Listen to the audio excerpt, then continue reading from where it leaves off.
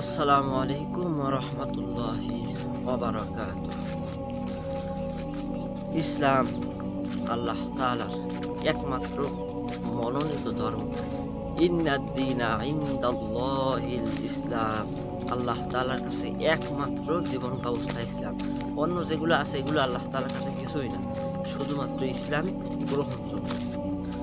আমি আজকে যে বিষয়ে কথা বলবো, ইসলামে চলা কি আপনার কাছে নিতান্তই একদম সহজ মনে হয়? মানে নামাজ পড়লাম আর জান্নাতে চলে গেলাম, এত সোজা? সূরা বাকারার 155 নম্বর আয়াতে আল্লাহ তাআলা বলছেন, وَلَنَبْلُوَنَّكُمْ بِشَيْءٍ مِّنَ الْخَوْفِ وَالْجُوعِ وَنَقْصٍ مِّنَ الْأَمْوَالِ وَالْأَنفُسِ وَالثَّمَرَاتِ وَبَشِّرِ الصَّابِرِينَ। আমি তোমাদেরকে ভয়, ক্ষুধা এবং তোমাদের ফসলাদির ক্ষয়ক্ষতির মধ্য দিয়ে তোমাদেরকে আমি অবশ্যই পরীক্ষা করব। ইসলামের উপর থাকতে গেলে আপনার উপর বিভিন্ন প্রকার বাধা বিপত্তি অবশ্যই আসবে। সাধারণভাবে আমি বাস্তবতায় যতটুকু দেখতে পাচ্ছি, সামান্য আমি তেমন কিছুই করতে পারি। রাসূলুল্লাহ সাল্লাল্লাহু আলাইহি ওয়াসাল্লামের সুন্নাহ অনুযায়ী একটু চুলটা লম্বা রাখছি, এখন পর্যন্ত তাও সুন্নাত পরিপূর্ণ হয়নি। তাতেই কতজনের কত কথা তা বুঝতে পারছি, তো আলহামদুলিল্লাহ।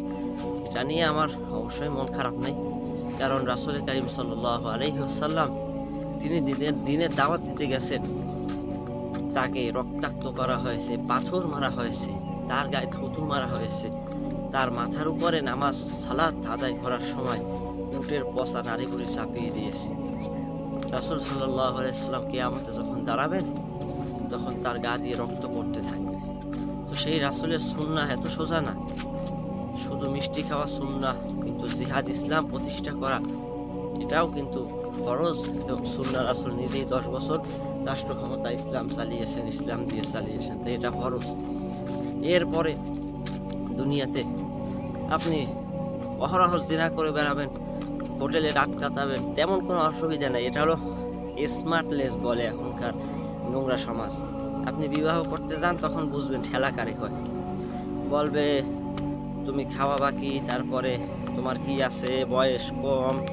এরপরে বয়স কম, তাতে জিনা করলে কোনো সমস্যা নেই, ঠিক আছে। যদি আপনি বিবাহ করতে যান তাহলে খবর আছে, বিভিন্ন প্রকার কথা আপনাকে সমাজ কিন্তু শোনাবে। তাই বললাম যে এত সোজা না ইসলাম পালন করা। ইসলামের মধ্যে কষ্ট আছে, অনেক কথা শুনতে হবে আপনাকে, কিন্তু গায়ে লাগানো যাবে না। আপনি আগে হিসাব করবেন যে আমি যেই কাজ করতেছি এতে আমার রাসূল সন্তুষ্ট কিনা, আল্লাহ সন্তুষ্ট কিনা। হারামে দুনিয়ায় খুবই শান্তি, দেখবেন চুলের সাইজ মাঝখানে খাড়া করা, পাশে একদমই নাই, টাক বানানো, বিভিন্ন প্রকার চুল আপনারা দেখবেন, স্টুডিয়াম বানানো চুল, অসুবিধা নাই। যেই সুন্নাত রাখবেন তখন বলবে ওই কি বলে, বাউল হয়েছ নাকি, বাউল গান গাও, অথবা কি জানি ফকির টকির বলে, ভাই সব আমি ভালো বলতে পারি না। তো বিভিন্ন প্রকার কথা দেখবেন ইসলামের পথে চলতে গেলে।